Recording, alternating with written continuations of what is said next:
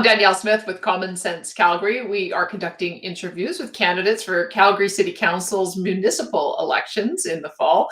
And joining me now is your Ward 5 candidate, Anand Chetty. Anand, thank you so much for being with me today. Well, thank you very much. It's a privilege talking to you, Danielle. Let's talk about why you decided that you wanted to run for council. What motivated you to get in the race?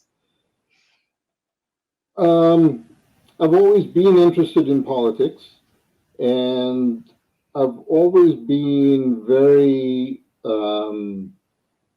disenchanted, shall we say, with the way things are run, and the fact that City Hall looks at citizens to help them prosper instead of looking at citizens to help the citizens prosper. The city uses the citizens to help them prosper, and I don't like that. Let's talk about your current council incumbent, George Chahal, who I believe is running again. Yes, What do you, when you look at his record over the last 4 years, how do you think he's done? Are there things you would have done differently? Definitely. When I go and speak to people at the doors, some of their major concerns are taxes, and Chahal has voted for every tax increase that that's been put forward. As well, there's other issues like the lack of a school, lack of a major one is a grocery store. And as a business person, I think there are things that could have been done long ago to rectify those situations. You don't need to wait until the private sector is ready. You could always do things to work with the private sector to give them some incentive to bring in the services ahead of time. And I just don't think he understands. I think he's done a good job as far as addressing people for their daily concerns, but I don't think he has a vision for the overall ward and for building the infrastructure in that ward. You do say on your website that you want to make sure the Northeast gets its fair share of infrastructure. You've mentioned a couple of examples. What else do you think is missing? Well, the Northeast, especially up northeast of the airport, could use a, I mean, they need a school, but they also need a recreational center. They could use a cultural center. It's a highly ethnic area, and we need to provide services for everyone. And I know you've been, may I ask, I know you've been involved in the Genesis Center. People might look at that and say, well, there's that community center, or is it just too packed? You need another one. I think another one is needed, not necessarily as big as the Genesis Center, but up in, you know, where Skyview, Redstone, that area, I think they could use something on a smaller scale. In wintertime, when the roads are not particularly great, I've had feedback that the Genesis Center is still a little ways to go for them to get there. And it's an area that's the fastest growing area in Calgary, and that area is going to be very large. So the need is there right now, and you know, let's work with the private sector to see what we can do to develop that at a much faster rate than just waiting until business decides, well, now it's profitable, let's go in there. You know, let's work with them, give them some incentive where and make things happen. All right. Let me ask you about another issue that's, I think, unique to Ward 5 is that horrendous hailstorm that happened last year that caused so much damage. Are you happy with the way the recovery on that is advancing, or is there something more that needs to be done? There are definitely things that need to be done. First of all, let's go back to the problem. Now, I would like to have a discussion with the developers and the city and the province to see what can be done to implement a different building code, so we can have so we don't have the problem repeating when we have a bad hailstorm, which is going to come. So that's number one. Number two, a number of people in the area, English is difficult for them. So when they're dealing with insurance companies, they're having a difficult time. And my solution to that would be to work with the nonprofit agencies in the ward that are already reaching out to the people, and have them, the city can partner with them so they can offer some mediation or arbitration type services where people, where English is a problem. So these groups are already reaching out and helping their citizens. Let's work with them. The city doesn't need to go and open their own office and spend a ton of money. Let's use the resources that are there right now and support the groups. You also on your website have, I think, a broader strategy to deal with English language learning needs. You could just map that out. What do you think needs to happen there? Well, I would like, a lot of these groups that I've mentioned offer ESL programs. I mean, the government offers it, but there's obviously a need if these smaller groups, nonprofit groups, are offering that. So I would say let's partner up with them and give them the resources that they need. So, and let's make a concerted effort, because the Northeast, a lot of the residents are among the poor in the city, and they don't understand, they don't have the language, and so they're not able to get the well-paying jobs offered in the resource sector. So I would like to have some kind of a program where we work with people, and it's not going to happen overnight. It's going to take time, but let's work with them. Let's get them into, whether it's the trades or whether it's improve their language skills, so they're working in the white collar. I'm not worried about the kids, because the kids will go through school and they'll pick it. If they don't already know English, they'll pick it up. They'll go to university. It's the adults that I'm concerned about, and I'd like to give them a hand up. All right. Talk to me a bit about your personal experience, and what it is from your experience that makes you think you'd be a great city councillor. I've always cared about people, and I always want to see people do better. And if I can help somebody do better, it makes me feel good. So, believe it or not, there's selfishness there, because if I, as I said, if I can help somebody else do better, I feel good. And I believe community, if we can strengthen our community, then we can strengthen our city, and we can have a good life. People can have a good life. So part of the job, of course, is representing constituents. The other is giving direction to the administration. Do you have business experience that you think would make you uniquely qualified to give that direction? Definitely. I've operated 2 businesses, and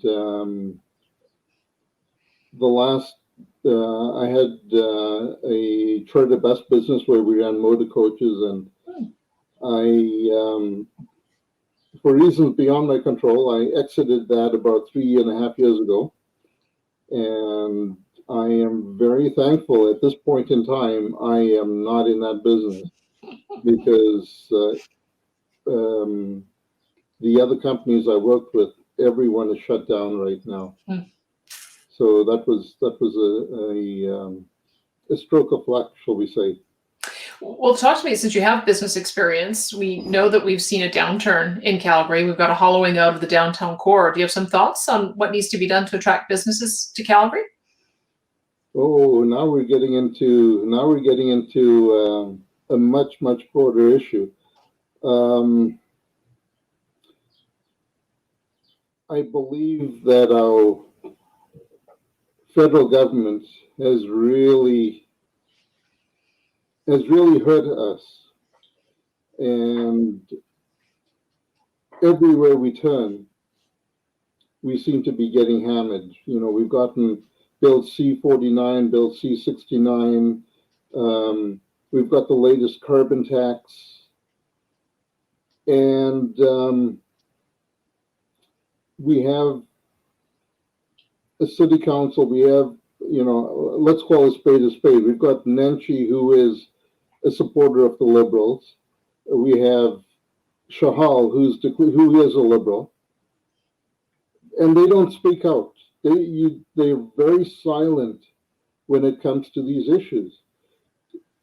Alberta has tremendous opportunity to do tremendously well, and by Alberta doing well, the rest of Canada will do well. But the Liberals have shut us down because not just ideology. My personal opinion is there's a vendetta against Alberta by the powers that be. And the legislation has definitely proves that out. So it's a much bigger topic. Truly, and there's a limited amount that any of us can do to change the direction of Ottawa. So let's talk about some of the things you could potentially do to assist businesses and residents in Calgary. You mentioned taxes are an issue. We've got two real problems. One, the tax shift out of downtown that put a huge burden on small businesses. And now the tax shift from small businesses to residents, which has residents seeing big increases in their bills. So what would you do? How would you approach that issue?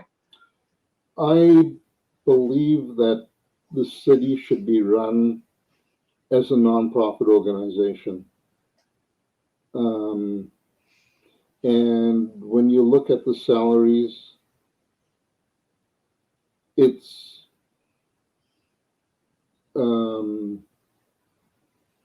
ridiculous. The city is not competing with the oil industry. The city is not, doesn't generate, isn't in business. They're not generating revenue. They're taking money from people. And it's a non-profit, but they have, some people are getting up to 3 pensions.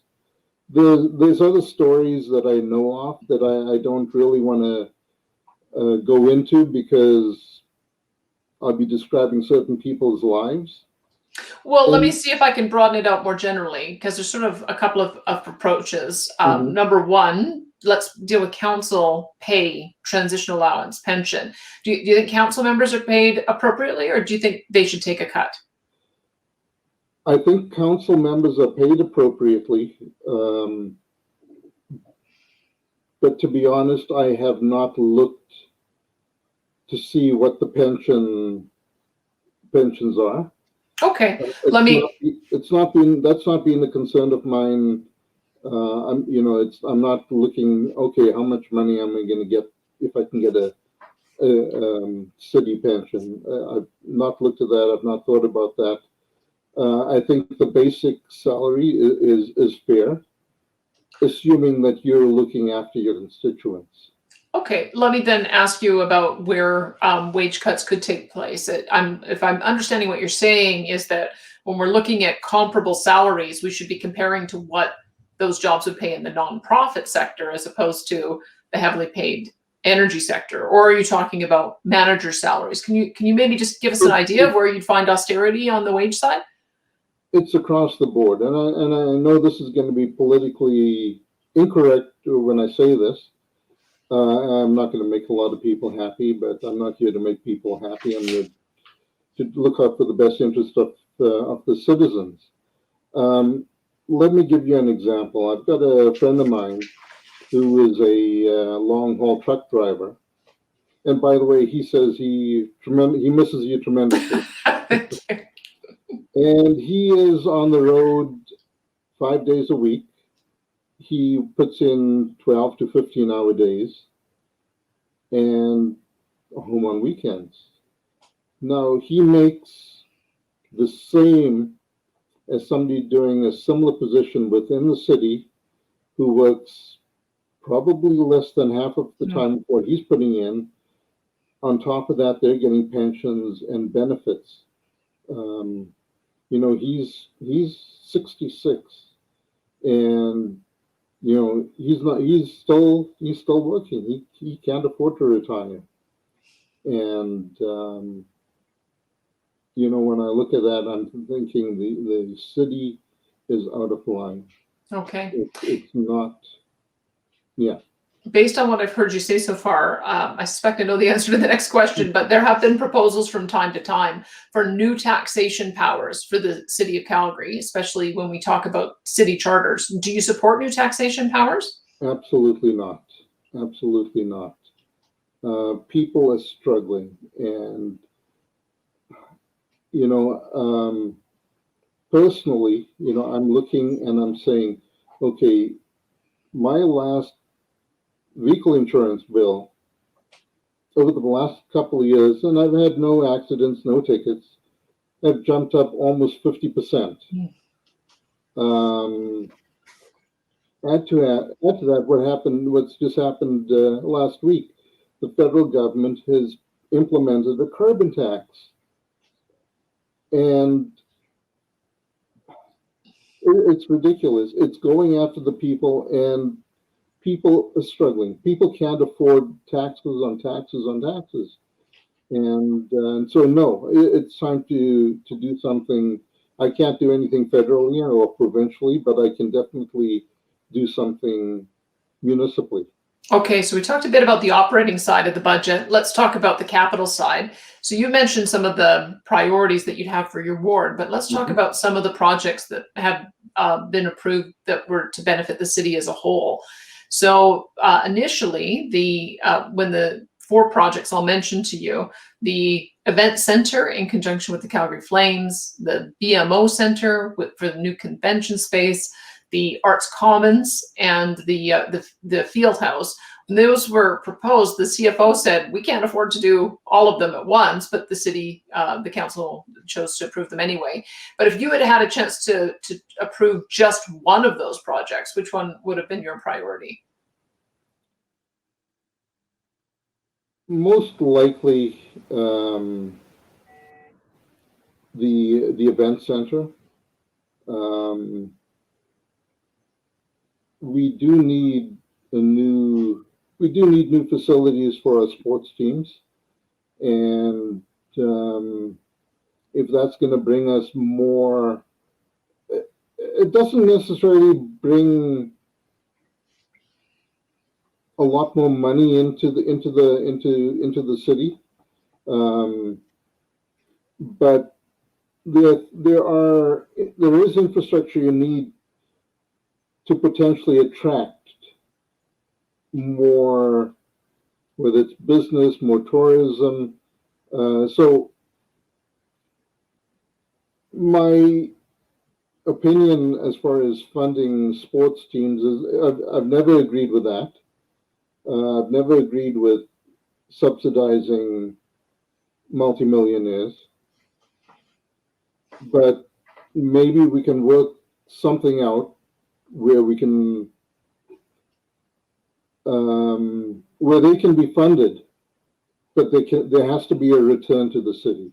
Okay, let me ask you about another big line item. The Green Line LRT started off as a 3-party funded proposal. It was supposed to be 40 kilometers long. It was supposed to stretch far north, far south, and also be about $4.5 billion. It's now more than that, at half the size. And the transportation minister, Rick McIver, has said he doesn't support it as it's currently designed because it doesn't connect to the existing system. So what's your view on the Green Line? What should be done? Honestly, it doesn't really affect Ward 5 to any degree. However, I agree. Things have gotten out of control, and I believe there are definitely areas or parts of that can be done differently.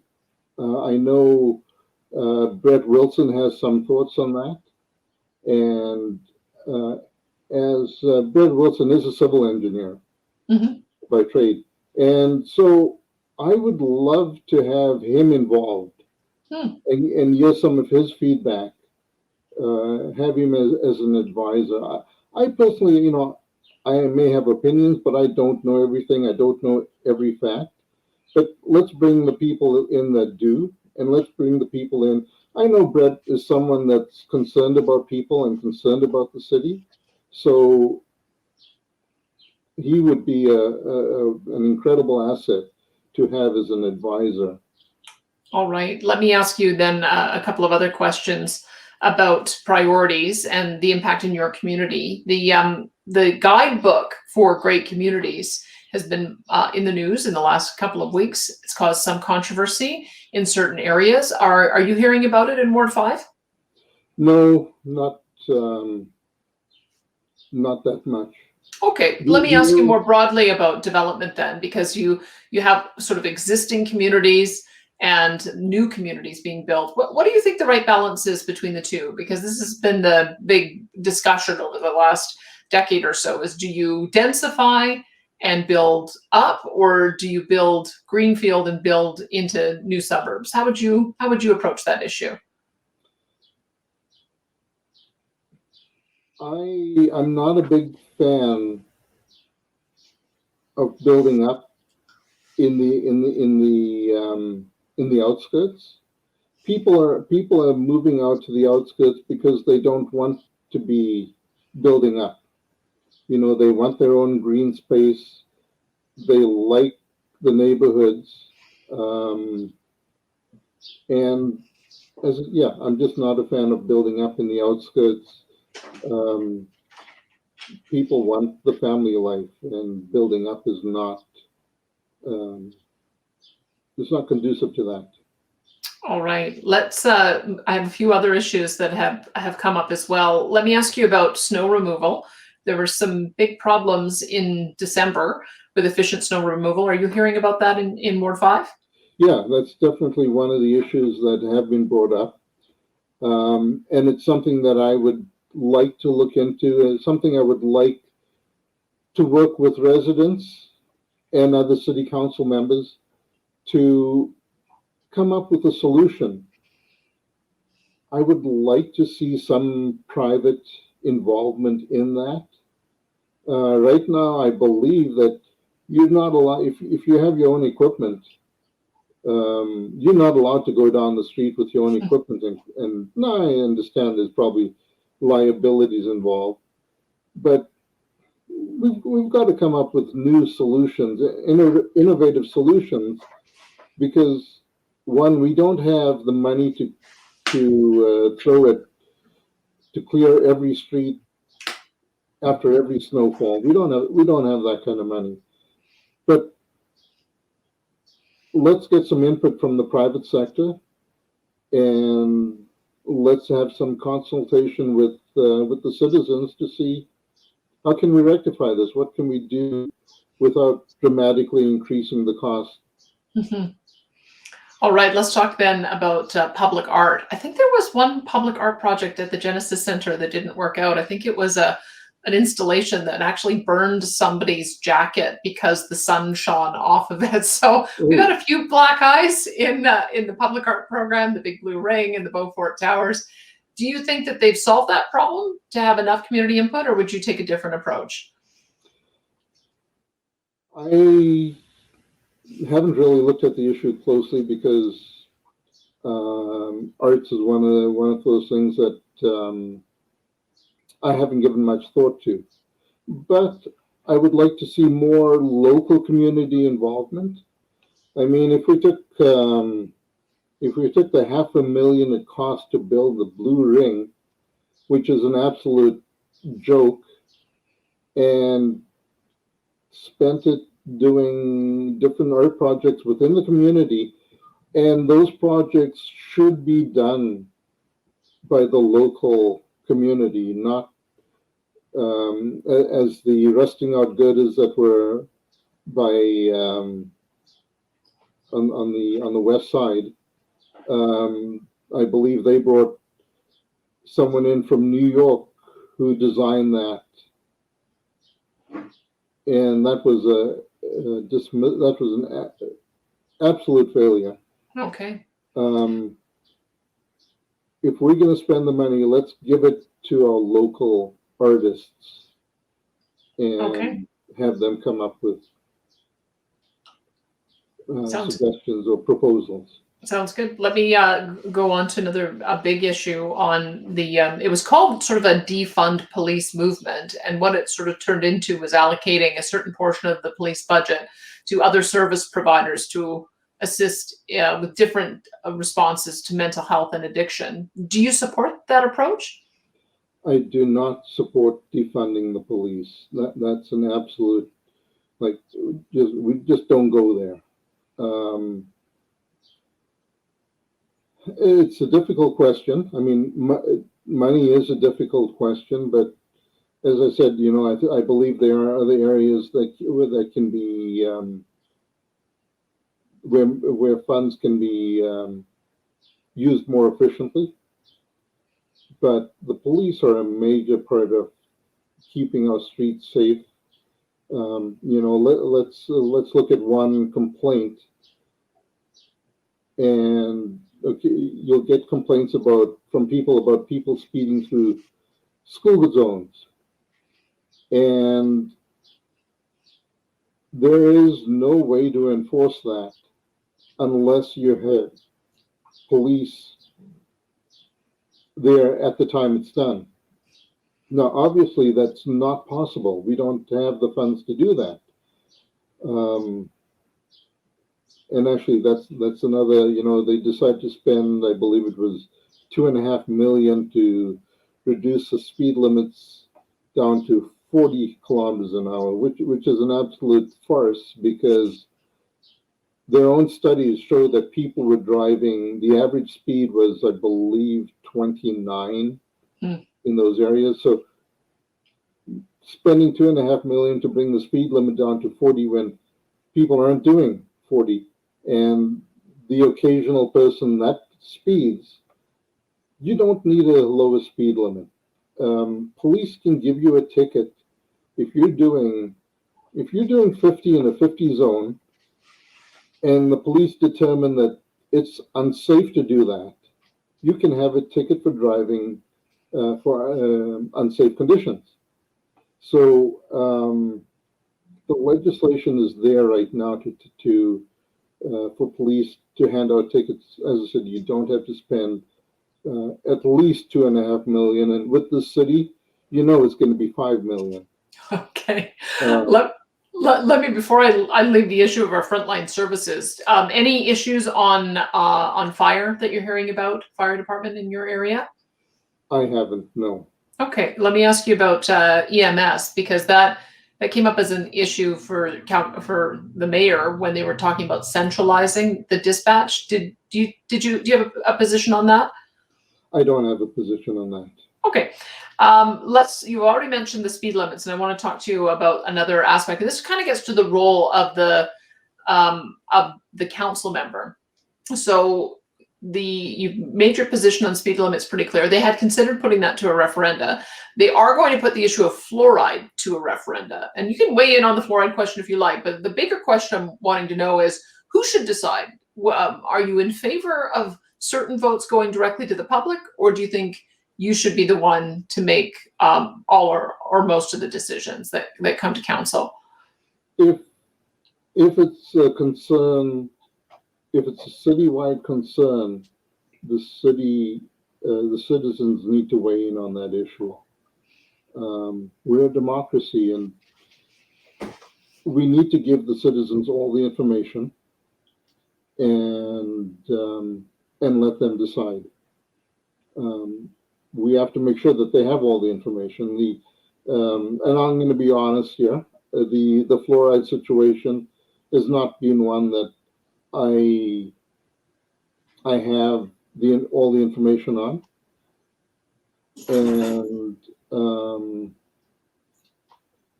there are a lot of people concerned about their health, and they've looked into it, and they've determined that it's a risk that they're not willing to take, and so it's a people issue. It's a citizens issue, and let the citizens have their say.